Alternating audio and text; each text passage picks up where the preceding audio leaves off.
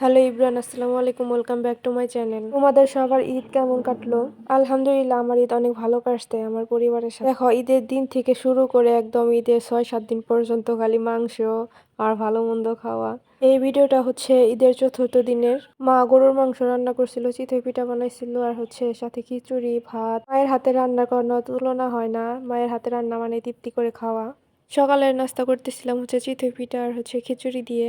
আর কার তেলের পিস পছন্দ অবশ্যই কমেন্ট বক্সে জানিয়ে যাবা। পরে দুপুরে প্রচন্ড পরিমাণে রোদ থাকার কারণে তেঁতুল দিয়ে শসা দিয়ে ভর্তা মাখা খাচ্ছিলাম। আর এটা হচ্ছে পঞ্চম দিনের ভিডিও। মাংসর ঝোল দিয়ে দেশি মুড়ি খাওয়ার মজাই আলাদা। মাংসর ঝোল থাকলে আমি প্রায় সময় এটা খাই। আর এটা খাইতে আমার অনেক ভালো লাগে। বিশেষ করে দেশি মুড়ি থাকলে তো কোনো কথাই হবে না। খাচ্ছিলাম, তারপর আমার মা এসে খাচ্ছিল। সবাই মিলে একটু কোক খাচ্ছিলাম, আমি, আমার মা আর আমার বোনের মেয়ে। তারপর রাত্রেবেলা দেখি আমার আব্বু আমার জন্য নান রুটি আর হচ্ছে হালিম নিয়ে আসছে। এটা আমার খুবই পছন্দের একটা খাবার। আমার আব্বু প্রায় সময় আমাকে এনে দেয়। সাথে যদি এক টুকরো লেবু হয়ে যায়, উফ, এটা স্বাদ আরো বেড়ে যায়।